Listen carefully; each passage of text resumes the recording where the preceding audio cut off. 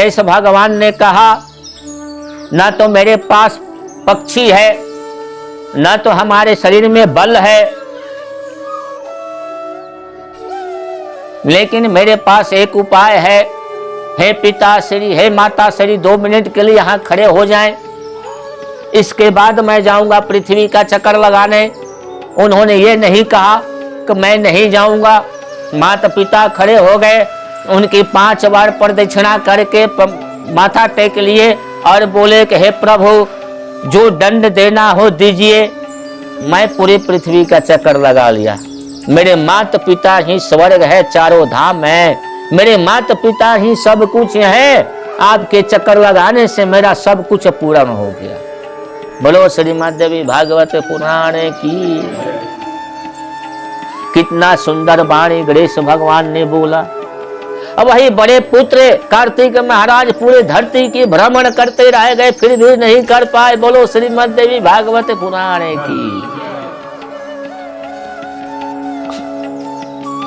तो वही सती सावित्री ने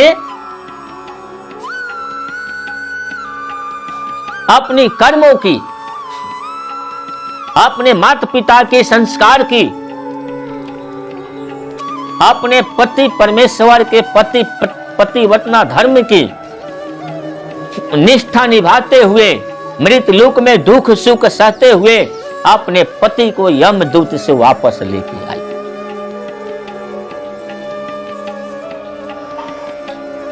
अब हम पढ़कर सुना रहे हैं पूजा कैसे किया जाता है सती सावित्री की।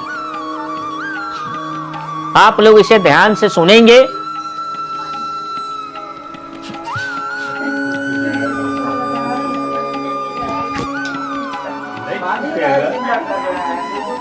नहीं, आप लोग ध्यान रखें। माँ भगवती की कथा सुनने आए हैं। कभी कभी मेघनाथ भी आ जाते हैं कथा सुनने के लिए, और हमें पूर्ण विश्वास है कि जैसे ही कथा विराम होगा वैसे भी हमारे मेघनाथ भी चले जाएंगे।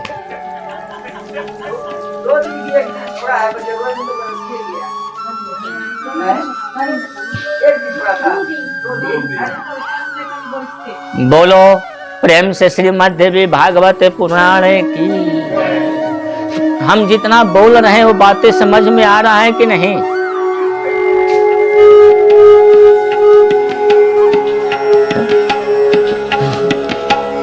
श्रीमान नारायण बोले, हे मुने, सर्वप्रथम ब्रह्मा जी ने वेद माता सावित्री की पूजा की। इन्होंने पूजा की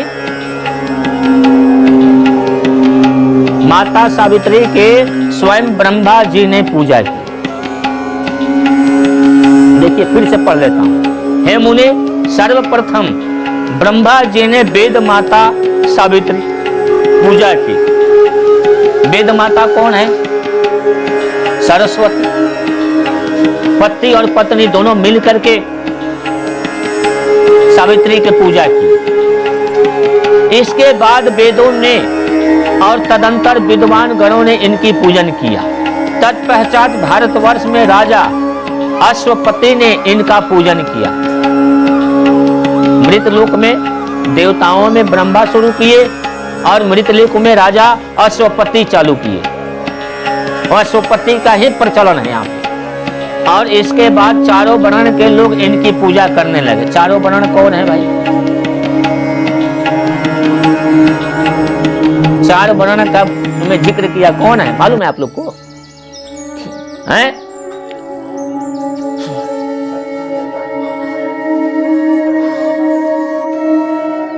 क्षत्रिय, ब्राह्मण, वैश्य, अक्षूद्र।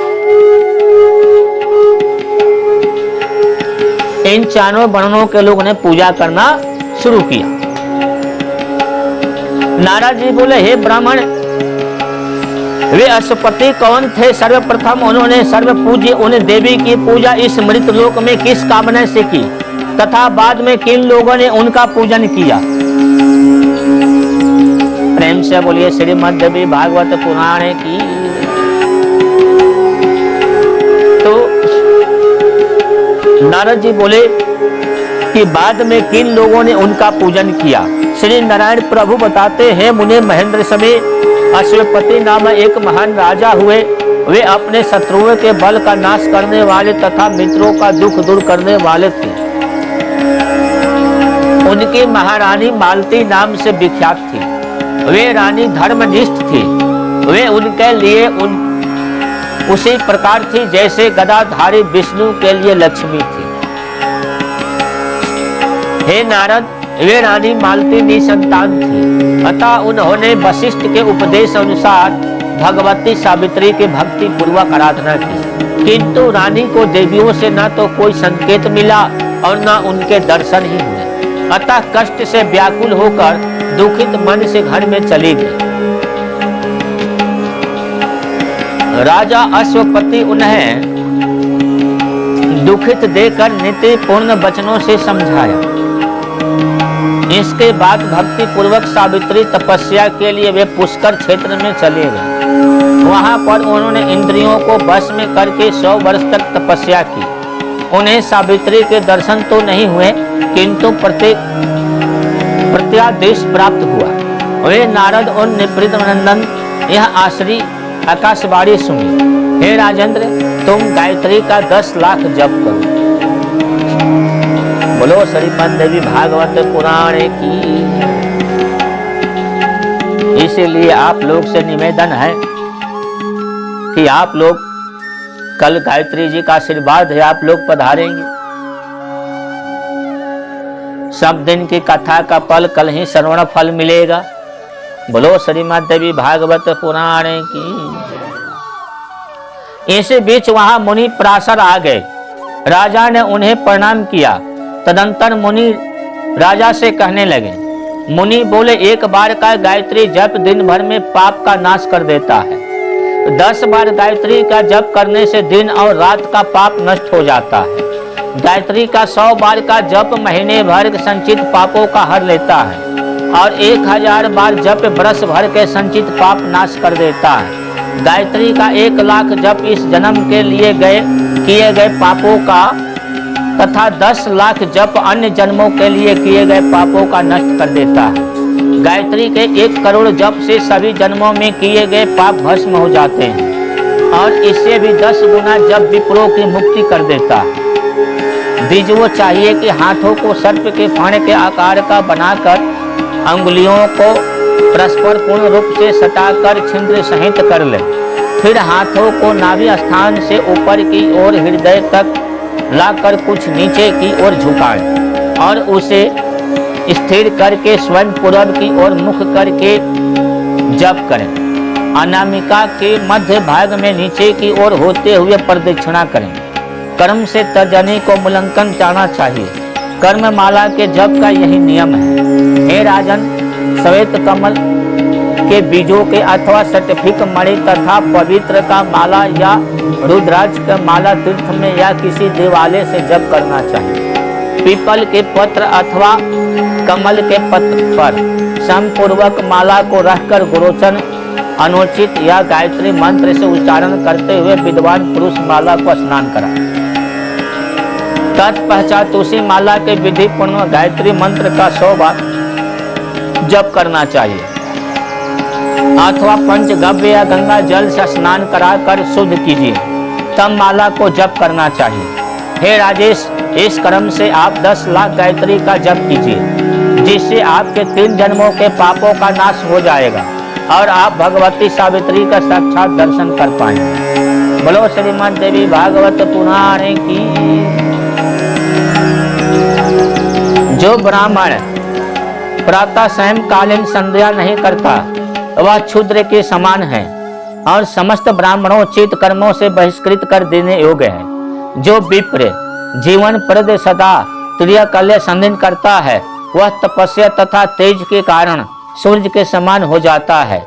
उसके चरण कमलों के धूल पृथ्वी शीघ्र पवित्र हो जाती है। जो द्विज संध्या करने के कारण पवित्र हो चुका है वह तेज से संपन्न तथा जीवन मुक्त हो जाता है। स्पर्श मात्र सभी तीर्थ पवित्र हो जाते हैं और उसके पास पाप उसी प्रकार भाग जाते हैं जैसे गरुड़ को देखते ही सर्प भाग जाते हैं। जो द्विज त्रिकाल संध्या नहीं करता उसके द्वारा संपादित पूजा का देवयोग तथा पिंड तर्पण करने का पितृ स्वेच्छा पुनः स्वीकार नहीं करते। जो व्यक्ति मूल प्रकृति के भक्ति नहीं करता, उनके मंत्र की आराधना नहीं करता और उनका स्तव नहीं मनाता, वही सर्प तरह के तेजहीन होता है। बोलो श्रीमद् देवी भागवत पुराण की जय। नारद जी बोले, उन मुनि ने पराशर ने राजा अश्वपति सावित्री के किस ध्यान पूजा विधान सूत्र तथा मंत्र का उपदेश देकर प्रस्थान किया तथा हे राजा ने किस विधाता से विधान से वेद माता सावित्री की भली भांति पूजा की और इस प्रकार उनकी विधिवत पूजन करके उन्होंने कौन सा वर प्राप्त किया। हे प्रभु, हे मधुसूदन, सावित्री की यह परम महिमा अत्यंत रहस्य युक्त और वेद प्रमाणित संपूर्ण प्रसंग संक्षेप में सुनना चाहता हूँ। बोलो श्रीमद् देवी भागवत पुराण की।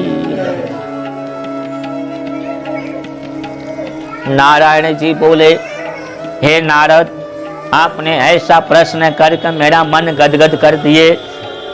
अब ऐसा लगता है कि जीवन भर आपको माँ भगवती की महिमा के गुणगान करता रहूं। बोलो श्रीमद् देवी भागवत पुराण की जय।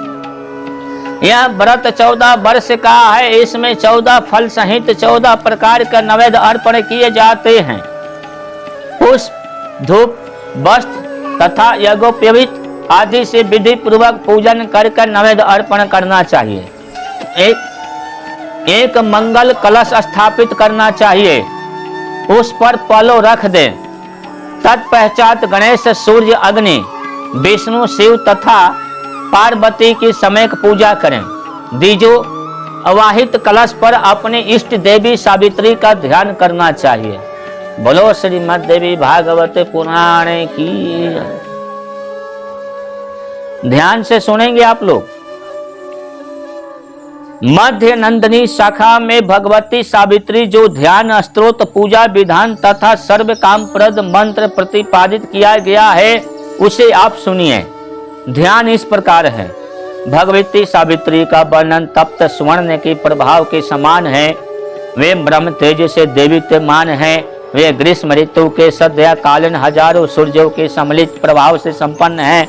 इनका मुख मंडल प्रसन्नता तथा मुस्कान से युक्त है। रत्नमय आभूषणों का अलंकृत है। अग्नि के समान विशुद्ध वस्त्र इन्होंने धारण कर रखा है। भक्तों पर कृपा करने के लिए ही इन्होंने यह विग्रह धारण किया है। ये मुख सुख प्रदान करने वाली, मुक्ति देने वाली हैं। ये शांत स्वभाव वाली हैं। जगत की रचना करने वाले ब्रह्म जी की प्रिय है।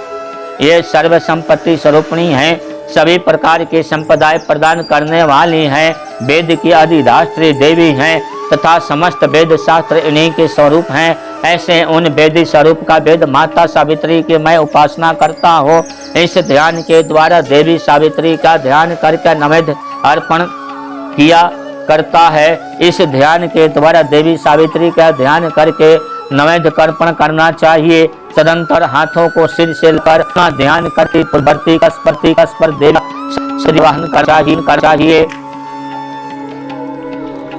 वेद मंत्र का उच्चारते पर से पूजन अर्पण करके विधि पूर्वक महादेवी सावित्री की पूजा तथा स्तुति करके उन्हें प्रणाम करना चाहिए।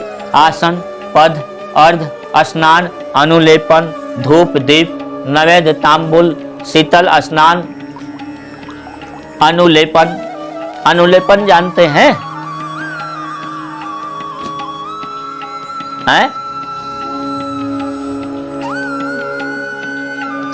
धूप, दीप, नैवेद्य, तांबूल, शीतल जल, वस्त्र, भूषण, माला, चंदन, आचमन और मनोहर साया, यही देने योग्य 16 उपचार है। इनके निम्न मंत्र हैं। आसन, हे देवी, श्रेष्ठ काष्ठों निर्मित अथवा स्वर्ण निर्मित व देवताओं का आराध्य स्वरूप पुण्य प्रद आसन मैंने आपको श्रद्धा पूर्वक निवेदित किया है। पाद, परम प्रीत उत्पन्न करने वाले पुण्य प्रद तथा पूजा का अंग भूत या पवित्र तीर्थ स्थल जल मेरे द्वारा आपको पद रूप से अर्पित किया गया। अर्ध, दुर्वा, पुष्प, तुलसी अथवा शंख जल से सम्मिलित यह पवित्र तथा पुण्यदायक अर्घ मैंने आपको अर्पण किया। स्नान, चंदन मिलाकर सुगंधित किया गया जल तथा सुगंध फैलने वाला यह तेल आपको स्नान हेतु भक्ति पूर्वक निवेदन किया गया। आप इसे स्वीकार करें। अनुलेपन, हे अंबिके, सुगंधित द्रव्यों से निर्मित दिव्य गंध प्रदान करने वाला तथा चंदन जल से मिश्रित या पवित्र तथा प्रतिदायक अनुलेपन मैंने आपको भक्ति पूर्वक अर्पण किया। धूप, हे परमेश्वरी, समंगल प्रदान पुण्य सुगंध युक्त सुखद तथा सरल रूप या उन धूप मैंने को किया। अंगार के नाश के बीज को प्रकाश फैलाने वाला यह दीपक मैंने आपको जगत दर्शनार्थ अर्पित किया। नवेद, संतुष्टि पुष्टि प्रीत तथा पुण्य प्रदान करने वाले एवं भूख शांत करने वाले इस स्वादिष्ट नैवेद्य को आपको मैं चरणों में अर्पित किया। तांबुल, कपूर आदि से स्वादित तुष्टिदायक पुष्टिप्रद तथा रम्य तथा उत्तम तांबुल मैंने आपको निवेदित किया। शीतल जल, प्यास का शमन करने वाले जगत के जीवन तथा प्राण स्वरूप इस परम शीतल जल को आपको स्वीकार किया। वस्त्र, पाप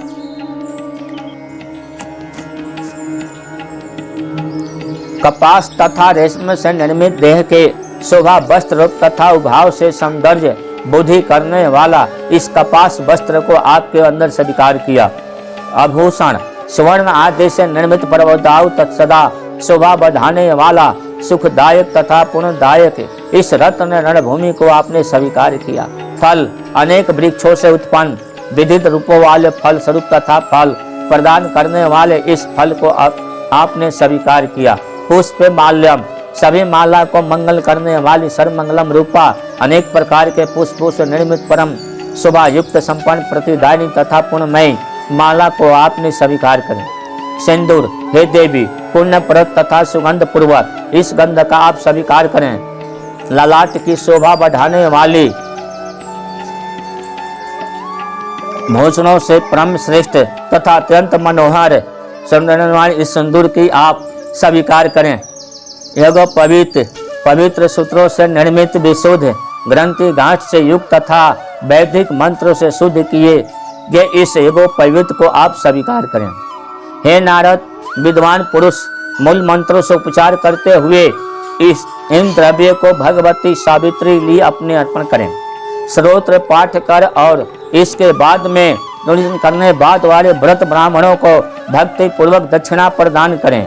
सावित्री इस शब्द के चतुर्थी भक्ति पूर्वक लगाकर उसे अंत में स्वाहा तथा उनके पूर्व लक्ष्मी माया और काम बीज को लगाने। ह्रीम ह्रीम क्लीम सावित्री स्वाहा इस अष्टकार मंत्र से कहा गया। इससे अपनी अथोचित 11-21 बार हवन प्रमाणित करें। मंदनंदिनी शाखा में वर्णित सभी कामनाओं का फल प्रदान करने वाले तथा विप्रों के जीवन स्वरूप सावित्री स्तोत्र का आपके सामने व्यक्त करता हूँ, इसे ध्यान पूर्वक सुनिए। प्रेम से बोलिए श्रीमद् देवी भागवत पुराण की। हे नारद, प्राचीन काल की समय